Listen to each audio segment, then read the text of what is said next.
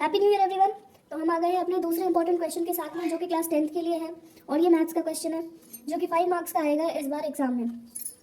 ये हमारा इक्वेशन है और इसमें हमें x की वैल्यू सॉल्व करनी है। और यहाँ पे एक हिंट दिया हुआ है कि x is not equal to 1, 2 and 3।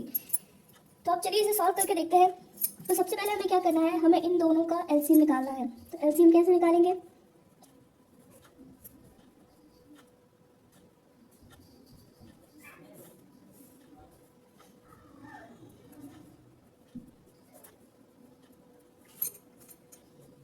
ये बन गया हमारा एलसीएम। अब इसे सिंप्लीफाई करने की कोशिश करें। x minus 3 plus x minus 1 और नीचे एज इट इज सेम है अभी भी x minus 1, x minus 2 and x minus 3। याद रखना, जब भी हम इसे सॉल्व कर रहे हैं तो हमें LHS और RHS दोनों को ही लिखना चाहिए ताकि हमें आगे चल के कंफ्यूजन ना हो। अगर हम सिर्फ एक साइड का पार्ट सॉल्व करते रहेंगे तो दूसरे साइड वाला मिस हो सकता है और इससे हमारा जो इक्वेशन है वो गलत हो सकता है।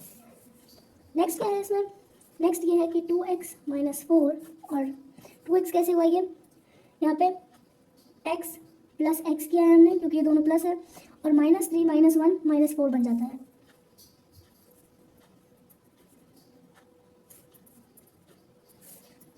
अब ये जैसे हमें दिख रहा है यहाँ पे, अब हमें क्या करना है, इसे तोड़ना है। तोड़ेंगे तभी हमें ऊपर और नीचे मतलब न्यूमरेटर और डिनोमिनेटर में कुछ कैंसिल करने को मिल सकता है। तो हम क्या करेंगे, 2 को अलग कर देंगे x माइनस 4 के साथ, सॉरी 2 के साथ, क्योंकि 2 इंटू 2 4 भी हो जाता है और 2 इंटू एक्स 2x हो जाता है।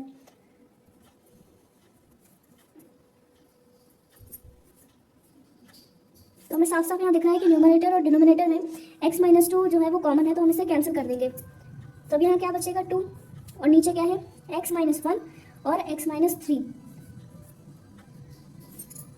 ये आ गया यहाँ तक हमारा। आई होप इतना समझ में आ रहा होगा आप लोगों को। अगर कुछ ना समझ में आ रहा हो तो आप मुझे मैसेज या कॉल कर सकते हैं या कमेंट करके बता सकते हैं।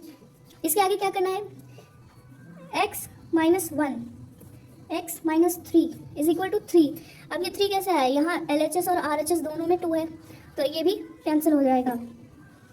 नेक्स्ट क्या है, अब इसे हमें मल्टीप्लाई करना है। मल्टीप्लाई करेंगे, सिंपल तरीका क्या है इसका, देखो x into x is equal to x square minus x into 3x। अब यहाँ minus 1 into x minus 1x और x भी आप लिख सकते हो, और उसके बाद minus 1 into minus 3 is equal two plus 3। Plus क्यों हुआ, क्योंकि माइनस माइनस प्लस होता है। नेक्स्ट क्या है, फिर अब क्या करेंगे, x square minus 3x 4x minus minus plus, तो इसे क्या करेंगे 4x लिख सकते हैं हम यहाँ पे है 3 इज इक्वल टू 3। अब x square minus 4x is equal to 3 minus 3, ये वाला 3 हमारा यहाँ आ गया, ठीक है। इसके बाद क्या करना है, x square minus 4x is equal to, अब यहाँ माइनस हो गया तो यहाँ क्या बचा 0।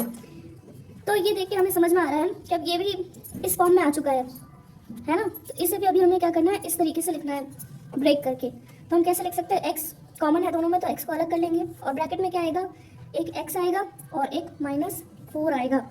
तो ये देखो, ये देख के समझ में आ रहा है कि हमारा जो x का वैल्यू है वो क्या आ सकता है, either x is equal to 0 और x इज इक्वल टू 4।